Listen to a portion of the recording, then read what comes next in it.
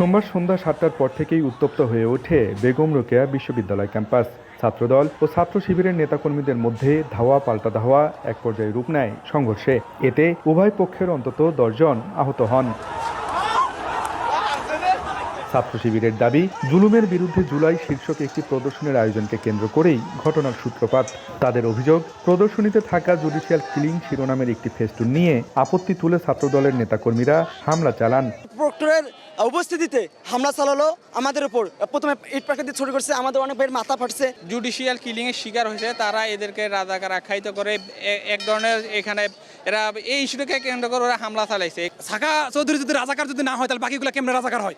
আর এই কথাটা তো বলবে অবশ্যই আওয়ামী লীগ এবং ছাত্রলীগ, কিন্তু বিএনপি কেন বলবে, ছাত্রদল কেন বলবে? অন্যদিকে ছাত্রদলের দাবি, প্রদর্শনীতে মুক্তিযুদ্ধ বিরোধী রাজাকারদের ছবি প্রদর্শন করা হয়েছিল। এর প্রতিবাদ করতে গেলে ছাত্রদলের এক সহসভাপতির উপর হামলা হয়। এরপরই দুপক্ষের মধ্যে সংঘর্ষ ছড়িয়ে পড়ে। স্বাধীনতা বিরোধী শক্তি যারা ছিল তাদের ছবিগুলো এখানে ছিল, সেটা আমরা সরিয়ে নেওয়ার জন্য কথা বলছিলাম। পরে আমরা যখন করতেছি সেটা আলোচনা শেষ, কিন্তু একটা চেয়ার নিক্ষেপ করেছে এবং করেছে, এবং তখন একটা ছেলে আমাদের আহত হয়। এইটা প্রেক্ষিতে তখন একটা বিশৃঙ্খলা সৃষ্টি হয়।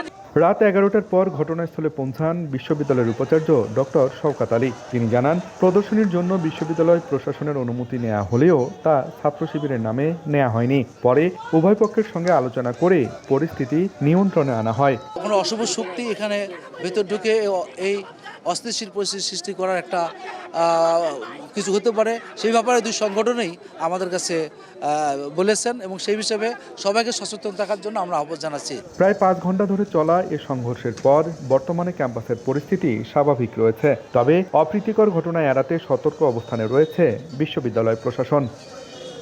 আব্দুর রশিদ জীবন, সময় সংবাদ, রংপুর।